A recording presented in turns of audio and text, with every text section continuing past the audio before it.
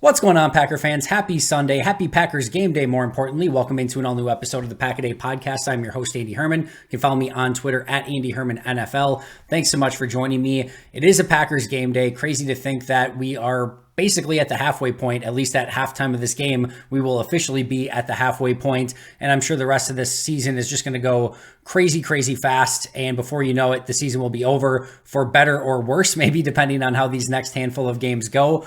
But this should be, I think, a mostly entertaining game. I think these teams are more evenly matched than they may look on paper, or at least based on their records. It's in Pittsburgh. I think Pittsburgh's probably just the better team here, but I don't think Pittsburgh's all that good, and I do think Green Bay has every right to be able to win this game. But this is sort of a bizarre game with two very bizarre teams. Neither of them really play until the second half, so I'm really intrigued just to kind of see how this one goes, and if Green Bay can kind of be a bit more competitive on the road and just be a little bit more like they were against the Rams last week and show those signs of progress and a little bit more consistency than they had in the games prior to that. Now, before we get into our keys to the game and everything that I'm going to be watching in my final prediction, we did have some roster moves. I wanted to recap the injury report as well. From a roster move standpoint, Packers signed Innis Gaines to the 53-man roster. There were no other elevations. He was out of elevation, so he is on the 53. Remember, they did have the extra spot available from when they traded Rasul Douglas away. They never filled that spot, so Innis Gaines now takes that spot. Makes all the sense in the world, A, because he was out of elevations, and B, because they needed depth in the secondary. You had four corners left, basically, with Jair Alexander very unlikely to play this week. More on that in just a moment. But that left you with Carrington Valentine, Keyshawn Nixon, Corey Ballantyne, and then Robert Rochelle, and that was it. So just getting another player who has the ability to play some corner, I think is really important in this game. He has that safety versatility, can be a core guy on special teams. Like I said, just makes all the sense in the world to move him to the 53 and make him an active roster player from here on out, at least unless they need that spot for something else once Jair Alexander comes back, and then they can make that determination at that time. Meanwhile, Steelers make two activations as well. Trenton Thompson at safety, which makes sense because Minkah Fitzpatrick is not going to be playing in this game. But maybe the more interesting one, Tariq Carpenter, former Packers safety / linebacker. He is active this week as a linebacker. It's interesting because I got the impression that Tariq really did not want to move to linebacker in Green Bay. Once they released him, my sort of thought and expectation was that he was going to find a different team, maybe that was willing to play him at safety, but he is activated in this game and he is at linebacker for them. Noteworthy, sure. I don't think it's going to make a major impact on the game. I don't think we're necessarily going to get a Tariq Carpenter revenge game or anything like that, but just interesting that he is in fact at linebacker for Pittsburgh, and again, is active for this game. As far as injuries go, two pretty big injuries for the Pittsburgh Steelers. For all the interesting and sort of funny talk of how Green Bay's awful in the third round, one of their third round picks, Montravius Adams, has actually gone on to a pretty nice career post Green Bay and is currently with the Pittsburgh Steelers. However, he is out for this game, so we will definitely not be getting a Montravius Adams revenge game. He will not be playing in this one. Minkah Fitzpatrick, the more important one, as mentioned, he will be out for this game as well. A huge loss for Pittsburgh. He impacts the game in so many different ways as that true ball hawking safety, and is just capable of taking the ball away, making big plays, being an aggressive tackler, all of the above. Pittsburgh will very much miss him on Sunday, and Green Bay catches a break with Fitzpatrick being out. No other injuries of note for Pittsburgh, and everyone else on their roster seems set and ready to go for Sunday. We will see what the inactives bring for Pittsburgh, but no other injury reports to note, again, other than Montravius Adams and Minkah Fitzpatrick, who are both out. Packers side of things, as I'm sure you all know by now, Quay Walker and Jair Alexander both doubtful for this game. I would be beyond surprised and probably just shocked if either player is a go for this one. Neither player practiced on Friday, which is basically like your next step or your final step in order to be able to play on Sunday. Neither did practice. Jair, it was reported by Rob Domofsky, is not expected to go on IR. So at least it doesn't seem like this is going to be something that's like super long term, but we have seen players who haven't gone on IR and then still are out 3, 4, 5 weeks. And, the team was just playing it safe in case they did get back in time. I don't want to put any timetable on this, but I think the bigger thing is I would be very surprised and shocked if he ends up playing this Sunday. And you can just tell from Matt LaFleur's, just kind of demeanor when asked about Jair all week. Jair's not playing in this one. Let's just be real. I think the same is going to go for Quay, not practicing all week. Basically couple that with the fact that Isaiah McDuffie had a really nice week last week, and I don't think they'll, of course, if Quay was anywhere near healthy, they're going to have him out on the field and starting. But I'm sure the play of McDuffie last week gave them a little bit of confidence that they can be a bit more cautious with Quay if they need to be, because McDuffie did play at such a high level just a week ago. Meanwhile, a ton of players questionable for Green Bay. Kenny Clark, Rudy Ford, Josh Myers, Yosh Nijman, and JRJ. Most notably here, your center, left tackle, and right guard, all questionable. Meanwhile, Rudy Ford, your starting safety, and Kenny Clark, the guy that everything is based around on defense. Some huge players that are questionable. The good news is that all of them practiced in some capacity on Friday. Doesn't necessarily mean that they're all going to be cleared and good to go for Sunday, but it is usually a better sign if they do practice, and all of them did. I kind of expect them to play, but again, Green Bay could be cautious with a few of those players. You never quite know. They are notorious for being a little bit more cautious. Like I said, I'm hopeful that all of them will be able to play in some capacity, but we'll have to just kind of wait and see for those inactives at 10:30 a.m. Central Time on Sunday. Meanwhile, of those, though, I think a couple ones that are really interesting to me are Yosh Nijman and Jon Runyan Jr. So if they have been a little bit limited, they haven't been full participants in practice. Both of them missed Wednesday's practice. I think the question becomes here is, do you want to go with a banged up Yosh Nijman or a healthy Rasheed Walker who practiced all week at left tackle? And kind of same thing at right guard. Do you want to go with a banged up Jon Runyan Jr., assuming he's able to play, or do you want to go with a fully healthy Sean Rhyan? I would probably lean towards Sean Rhyan and Rasheed Walker. I don't know left tackle what they will do, and obviously just the injuries could play a huge part in that, but that one's a little bit more interesting. I think if Jon Runyan Jr. is able to go at all, he'll get the nod at right guard. But I am going to be interested to see when they're warming up. And I know Domovsky and Huber and those guys do a great job always in Schneidman of tweeting out who's the starting lineup in warmups. That's going to be one to keep an eye on. I don't know. Left tackle is the really interesting one, but I would expect JRJ to be able to go and probably get the start at right guard. All right, let's go into our keys of the game and everything I'm going to be watching for. Number one, not breaking any news here, Pittsburgh Steelers side of things, TJ Watt. And I go back to Max Crosby for the Raiders. Packers played a bad Raiders team on the road, and you knew going into that game, two players that you had to make sure did not beat you. Devontae Adams on offense, Max Crosby on defense. Adams did not beat Green Bay in that game. They held him in check. He didn't have a massive game. The Raiders offense was held pretty well in check. But on the flip side, Max Crosby wrecked that entire game. And to be fair, taking Max Crosby out of the game is easier said than done. There's no perfect solution for that. But Green Bay has to learn from what didn't work against Max Crosby to find a solution that does work against TJ Watt. And whether that means keeping an extra tight end right next tight to Zach Tom at right tackle to make sure that there is somebody there. I'm sure Steelers and their defensive staff are going to be extremely creative with how they're using TJ Watt, maybe moving him around a little bit. But he has, we know, a relentless motor. He has a drive to get to the quarterback and finds usually a way to get there almost every single game. And he is just an intense playmaking, big-time performer. And Green Bay is going to have to find any sort of way they can to limit him. And like I said, whether that's keeping an extra tight end in, whether that's keeping a running back in the backfield and having him chip on TJ, whatever it is. And I think it probably goes back to sort of their game plan over the course of the last couple of weeks and just getting the ball out of Jordan's hands sooner. They faced Aaron Donald a week ago, and Donald didn't have a huge impact, not because he wasn't winning up front. He won on a variety of different occasions, but just because Green Bay was getting the ball out of Jordan's hands with efficiency, and more specifically, Jordan was getting the ball out of his hands and finding his playmakers quickly. And that's going to be the difference to me. If Jordan is kind of bouncing around and trying to continue to extend plays and all of it, and just not getting the ball out of his hands and into the hands of his playmakers, this could be a long day because number two on my list, let's just jump right into it.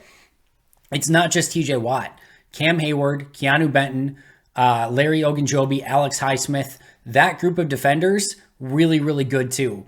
Especially Alex Highsmith on the opposite side. And while TJ Watt will get Zach Tom on the one side, Alex Highsmith on the other side is going to get either a slightly banged up or maybe even a little bit more than slightly banged up Yosh Nijman or Rasheed Walker, who has been basically benched over the last couple weeks. And that is going to put a lot of emphasis on trying to make sure that Alex Highsmith does not beat you as well, because all of the attention is going to be on TJ Watt. And this is not new to Green Bay. This is a huge reason why Highsmith is having such a high level of success as well. When all that attention goes to TJ Watt and you have another really good edge rusher on the opposite side, guess what? That edge rusher is going to eat because they're not going to get those double teams. They're not going to get the extra attention. So you got to make sure that whether it's Rasheed Walker or Yosh Nijman, they are doing everything they can and they are having their best possible performance, because otherwise Alex Highsmith can beat you as well. And like I said, Cam Hayward, Keanu Benton, Larry Ogunjobi, those are not easy players to match up with on the defensive side of the ball either. And just making sure that they're not wrecking the game from the interior. And I'll just go back, like last week in the Rams preview, I said the way to beat Aaron Donald, there's no Aaron Donald beater. You can't just like say like we're gonna do this.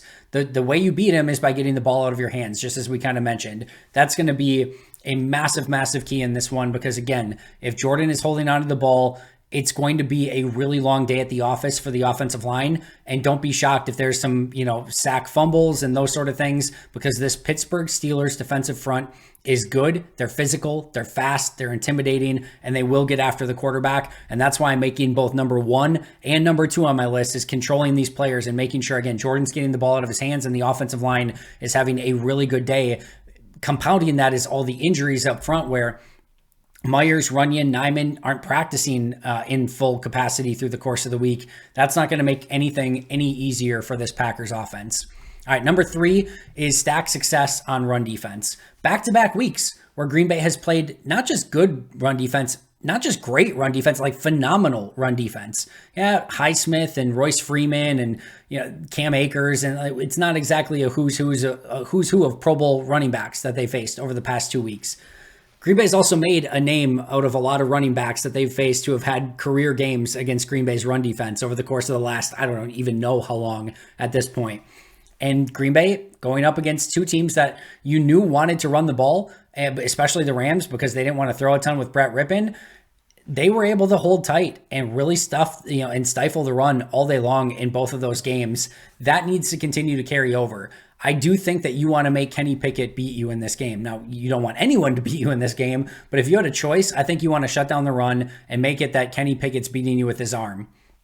It's not to say that the Steelers don't have the weapons down the field to make you pay as well, especially when you've got a banged up secondary, but this game becomes a ton easier if this Packers defensive front can stay consistent against the run game and make sure that the Steelers aren't consistently and constantly in 2nd and 2, 3rd and 1, and just, constantly in easy down and distance situations. If Green Bay can keep them in 2nd and 3rd and long, obviously it's always a key to success, but especially with Kenny Pickett at quarterback, I think that is going to be one where they'll have the opportunity maybe to get after the quarterback a little bit, maybe get some interceptions, some forced fumbles, whatever it might be, but they're going to have to make it so that Kenny's in 3rd and long. And if they do that, again, I think that's an opportunity for Green Bay to get some takeaways and maybe even steal and find a way to win in this one in Pittsburgh. All right, number 4, it has to come down in some capacity too. We just said, hey, let's make Kenny Pickett beat you, but you've got Carrington Valentine, a rookie corner who's starting, I believe, basically his 3rd game this week. You've got Keyshawn Nixon in the slot, who is, again, experienced at this point. And then your corner 3 is either going to be Corey Ballantyne or Robert Rochelle. And I say corner 3, but that's going to be the starting corner opposite Carrington Valentine in base situations. Nixon's not going to kick outside. So he's just the true star slot corner, whatever you want to call him. So that other corner is really the number 2. And Carrington Valentine, your rookie 7th rounder who wasn't even in the rotation a few weeks ago, is now your number 1 corner. Those guys have to find a way to hold up. And it's not going to be an easy task. This is a good Steelers wide receiver core. Watch out for Kelvin Austin with his speed. I have a feeling Pittsburgh's going to try to get him involved deep. Deontay Johnson is no picnic. George Pickens, I promise you, after the situation with Pickens a week ago, they're going to want to try to get him in the game early and him involved and getting some easy receptions early in this one. Those are all receivers that have the ability to win against really good corners in the NFL. And if you're playing your number 3, number 4, whatever it is, it could be a long day at the office. At the same time, Corey Ballantyne has come in the past and played pretty solid football. I think it was against the Saints where he got the majority of that playing time. Carrington Valentine had a phenomenal week a week ago, and obviously Keyshawn has been their starter all season long. I'm not like super excited about it. I'm not super confident in it, but I think that's definitely going to be one of the keys to the game is how these Packers corners, without obviously Rasul and Buffalo, Jair out in all likelihood, Eric Stokes on injured reserve, without those guys, these guys have to step up and at least play serviceable football and make things at least as difficult as possible for Pickens and Kelvin Austin and Deontay Johnson and that entire Steelers wide receiver core. All right, number 5, they've got to do a better job of playing on the road. They've lost 3 in a row overall, and they're 1-3 this season. And 2 bad teams that they've actually, even you could argue just 3, right? The Falcons, not great, and they lose on the road. The Raiders, not great, lose on the road. The Broncos, not great, although playing better since the win against Green Bay, but not great, and the loss on the road. And those are 3 games that should have been winnable for Green Bay, but they couldn't find a win. I guess kudos for getting the win in Chicago in week 1. That's something, but they've been worse since that point. Now they've got to go on the road to Pittsburgh. This is probably their best opportunity to win, at least from the opponent that they're playing over the course of the next 4 weeks. And they got to find a way to get a road victory. Young teams struggle on the road. That's not, that's a real thing. And this is a young team, inexperienced, and they got to find a way to get the business trip out and off on the right foot, find a way to win in Pittsburgh. And, if they start out slow again, and if they don't play their best brand of football and continue to shoot themselves in the foot, all things we're still going to discuss in this breakdown here, it's going to be another road loss. So they have to be better, and it has to start earlier in the game, because when they've played those poor road games, outside of Atlanta, who they actually played well early in that game and then collapsed late, those are, no matter what, you got to play 60 minutes of football. And whether you're starting early or finishing late, you've got to play all 4 quarters and make it that the opposing crowd, or like in this case, the home crowd is not taking over. And you've got to silence that crowd as best as possible. The best way to do that, getting out to a lead early. So they just got to find a better way to play on the road and come away with a victory against a team that they have every opportunity and right to win a football game against. I'm not intimidated or super impressed by the Steelers team. And like I said at the onset, I do think Green Bay has the opportunity to win. Number 6, what can Green Bay get from Kenny Clark in this one? He's questionable. The first thing is he needs to be active. That would be huge. I think the really good sign here is no Jonathan Ford activated. If Jonathan Ford would have been activated, that might have been a tell that things aren't looking great for Kenny, or at least they're concerned. There's no way. There's 0% chance that they would have gone into this game with just 4 defensive linemen. And if Kenny would have been out and they know Kenny would be out, they would have activated another defensive lineman, whether it had been Jonathan Ford or Chris Slayton or somebody. But the fact that they didn't means, at least tells me that Kenny's going to be a go in some capacity in this game. But just because a player is going in the game does not mean they are 100%, and does not mean that they are playing at the best capacity that they are usually playing at. And that's why I say, what do you get from Kenny Clark in this game? Said it a million times over. This defense often goes how Kenny Clark goes. When he's dominating the middle of that field, everyone around him is playing better. It makes the linebackers' jobs easier. It makes the edge players' jobs easier. Just, he's the focal point of that entire center of the defense. And if he can play at a high level through the injury and not have issues, gives Green Bay a much better puncher's chance in this one. If he cannot, if he is not Kenny Clark, if he looks completely unlike himself and is getting blown off the ball, whatever it might be, or maybe can only play 20 snaps, that's going to be a massive advantage for Pittsburgh. Green Bay doesn't have the huge, big behemoth guys inside to kind of play without Kenny. TJ can take on some of that role, but TJ can only play so many snaps as well. We saw him start to wear down at the end of last game as well by having to play a few more snaps with Kenny out. So I think this is a huge game for Kenny Clark. What can he give Green Bay? And how many snaps can he play? Does he look like himself? If not, that's going to make things really, really difficult for the Packers. Number 7, again, some of these are always a little bit obvious. They kind of have to be, but I would get probably roasted if I didn't say them at the same time. Aaron Jones in this running game needs to be active, and more importantly, needs to be functional. And the active part means that you got to continue to keep Aaron Jones active in this game in some capacity, whether that is through him catching the ball in the backfield, check down, screen passes, draw plays. I don't care how you utilize him. He has to be utilized. But more importantly, it has to be functional. And what I mean by that is, against the Rams, it was extremely functional. It wasn't great by any stretch of the imagination, but it was very, very functional, where you got the run game going, you were able to add in some play action, and that just made everything harder for the opposing defense in last week's case against the Rams. This week, You cannot revert back to where there's 3-4 guys behind the line of scrimmage ready to meet Aaron Jones or AJ Dillon or whoever may be carrying the football. Nobody's going to have success in that situation. And that's going to lead to a lot of 2nd and 13s. And those are not situations that Green Bay can live in. So it's not just making sure that Aaron's active, but it's making sure that the offense and running game are functional and that he has the ability to, even if there's a guy there and Aaron can make that guy miss more often than not. Like, he has an amazing ability to take it a gap over when one gap is filled and just skip over, and all of a sudden he's got a hole and he's gone. So those are things that, again, are going to go a massive way in this game in order to decide this game. But it has to be a functional run game for Green Bay. And again, I go back to the injuries for Green Bay. Josh Myers, John Runyon Jr., Yosh Nijman not practicing through the course of the week. Are those guys able to play? Are they healthy? Are they at 100% or at least close where they can look like themselves? And as we know, Josh Myers, Yosh Nijman, John Runyon Jr. haven't looked great even at 100%. So if they're at 75%, it gives you a little bit of a chill down your spine as to like, how is that going to look? So that's going to, again, be something that I'm going to be watching early and often in this one. Number 8, please, for the love of all things holy, stop shooting yourself in the foot. We know there's going to be some young rookie mistakes, offsides or a false start, and not even offsides. We're not even going to go down that road. A false start here or there, a drop pass here or there, and an inaccurate throw here or there. Those things are going to happen, and that happens in just about every game. But you can't have the 10 penalties. You can't have the multiple turnovers like the 2 fumbles that you saw a week ago. You can't have multiple drop passes, multiple errant throws. This has to be a lot more crisp, and you need to start seeing it get more crisp as the course of the season goes along. These guys are, again, and Matt LaFleur is, to his credit, has spoken about this. This is not week 1 or 2 for a young team. This is now, you're going into your 9th game of the year. You have to show signs of progress, and you have to stop beating yourself. Far more often in a lot of these games, it's not like Denver and the Raiders and some of these teams went out and just played great against Green Bay. Far more often than not, it was Green Bay shooting themselves in the foot and kind of going out and losing the game. If Green Bay goes out and doesn't beat themselves, Pittsburgh's going to have a really tough time with this Green Bay team. And maybe Pittsburgh still comes away with the win, but I think it's going to be a difficult matchup. Now, if Green Bay goes out and shoots itself in the foot again and has the same sort of play that they did against the Rams, they're not going to beat the Steelers on the road. So this comes down to Green Bay not beating Green Bay. And if they can do that, they're going to make things extremely difficult for Pittsburgh.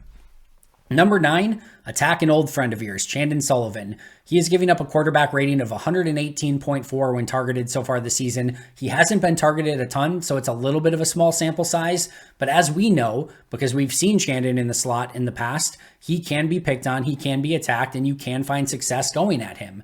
And I think Jaden Reed versus Chandon Sullivan is an area where you can have success with. I would like to see some Christian Watson in the slot against Chandon. I'd like to see some Dontavian Wicks in the slot against Chandon. Those are matchups that Green Bay can win. This is a matchup that, again, Green Bay in the past, when Chandon's been on the team, has been susceptible to giving up big plays and big third downs because other teams attacked Chandon when he was on Green Bay. Now Green Bay has to flip it the other way, make sure that they're attacking him and hopefully finding success. And again, 118.4 passer rating when targeted per Pro Football Focus. Number 10, I kind of mentioned a little bit earlier, but they cannot get out to a slow start. These are 2 teams that completely suck in the first half of football and then wake up. Usually it's Green Bay kind of in the third quarter. A lot of times it's the Steelers in the fourth quarter, and both teams play their best ball at the end of the game. Well, you have to know that Pittsburgh does tend to wake up later in games, and if you are only winning by 3, or if you're losing or something, they're going to have a really good opportunity to play their best football in the fourth quarter and come back and win that game. Meanwhile, if you can strike while the iron's hot and make it so that they're still sleepy and not playing their best football and actually taking advantage of it in the first half, maybe get out to a lead, that's going to make things easier for your offense, your defense. Hopefully you have a little bit more ball control, can play a little bit more complementary football, and that would go a long way in this one. So take advantage of the fact that there's another team out there besides you that completely sucks in the first half, and maybe this is the one that you can take advantage of and actually put up points in the first half. And if Green Bay can do that, then like I said, they're going to have a real chance to go out and win this game. If not, I still think this could be like a 6-3 game going into the middle of the third quarter or something like that. And it's there for both teams, but I just think that there is some opportunity for Green Bay to strike early. And if they can do that, it's going to make things a lot more hard on the Pittsburgh Steelers and their opportunity to get their fans involved in the game and try to put together a game plan that is easily winnable, where I think Pittsburgh's probably feeling that they can go out and maybe do the same thing and win in the first half and find a way to victory. I think if Green Bay can get out early, they're going to hopefully stall that and, again, kind of give themselves a much better chance to win. All right, number 11, from a Jordan Love standpoint, he needs to avoid the mistakes in this one. No Minkah Fitzpatrick, which is going to make things a lot easier from hopefully avoiding mistakes standpoint, because Minkah Fitzpatrick can make even the best quarterbacks make mistakes. Jordan has to play a clean brand of football. As mentioned earlier, he's got to get the ball out of his hands, but he's got to make good decisions with the football. We've seen when Jordan is taking good care of the ball and making good decisions, this Packers offense is pretty clean. I know last week they fumbled a couple times, but those are their first 2 fumbles of the season. And if you win the turnover battle, you have every opportunity to win any game that you win the turnover battle in. And we know this team is not one that fumbles a ton. And if Jordan takes care of the ball, then maybe they're going to stay at 0. And if Green Bay can get 1 or 2 turnovers, I like Green Bay. If you told me Green Bay's plus 1 or 2 in the turnover battle in this one, I really like Green Bay's opportunities to win. But that starts with Jordan. His job number 1 in this one has to be taking care of the football, staying steady, staying calm, even keeled, which we know he can, but he can't go for these crazy throws over the middle. He's got to just take a little bit better care of the ball, making sure he's accurate, not overthrowing wide receivers, which can lead to those safeties picking off passes. But that's, I think, Jordan's job description, number 1 in this one, and usually most weeks, but just making sure you're taking care of the football and not putting it in harm's way. Last but not least, number 12, my no points left behind philosophy on this one. To me, this is one where I do think this is going to be a close game. And if you're Green Bay, and this kind of goes back to shooting yourself in the foot, you cannot leave points on the field. And where I'm looking at this is missed field goals, missed extra points. And I think Anders Carlson's been really good with that overall so far, but you can't just assume anything. Outdoor stadium, Pittsburgh, probably a little bit colder and windy weather. I would assume that that's not going to be an easy place to kick. Maybe it is. Maybe it's just gorgeous weather. We'll see. But that can make things a little bit more difficult. You can't leave those points on the field. And then if you do get into maybe like a goal line situation where you go for it on 4th and goal from the 1 or whatever, you can't leave those points on the field either. And you got to get in the end zone. Same thing like red zone efficiency or point opportunities. If you go for 2, you got to find a way to get those 2 points. I just think Green Bay is going to be in a position where if they do their job in red zone, field goal, extra point situations, I think there's enough points to be had to win this game. But if they leave points on the field, again, whether it's via missed kicks, drop passes, whatever it might be, Pittsburgh's going to win this game. So I think Green Bay has to take complete opportunity of every position that they have to score in this game. Whether, again, and the same thing goes if it's like 4th and 3 from like the 35-yard line. If you're going to go for it on 4th and 3 rather than kick the 52-yard field goal, you need to pick it up and then get yourself in better field goal range or go and score a touchdown. If you leave the points out there, Pittsburgh will make you pay, and you're going to end up losing this game by a point or 2 and really go back and be frustrated that you didn't get those points that you missed out on and probably cost you the game in the end. All that being said, I am going Steelers in this one. I'm going Steelers 17, Packers 16. I don't think this is going to be a super sexy game, high scoring shootout, anything like that. I do think Green Bay probably gets a touchdown, 3 field goals. I think they have 4 scoring drives in them in this one, but just don't get the touchdown production. Meanwhile, Pittsburgh only 3 scoring drives, 2 touchdowns, a field goal, maybe even a game-winning field goal at the end. Like I said, I think this is going to be a little bit of an ugly game. Both teams back and forth a little bit. Every opportunity for both teams to win, but Steelers at home, I give them a little bit of an edge there. So I'm going Steelers 17, Packers 16. That is going to do it for me today on today's pregame show. Hope you enjoyed it. I'll be right back here tomorrow breaking down the game. Post-game show immediately after the game live here on the YouTube channel. Make sure if you have not checked out Pack-A-Day Podcast memberships yet that you are doing so. Shout out to our All-Pro and Hall of Fame members, Most Hated Minnesotan, PJ Wynn, John Wild, Shea Bradad, Arnaldo Espinoza, Jennifer Wright, Boom Handle, Donald Lee, and Lori Lord. Subscribe, like, comment, do all the great things that you guys always do. Cheer on a Packers victory. I'll see you tomorrow right after the game. But until next time, and as always, go Pack Go.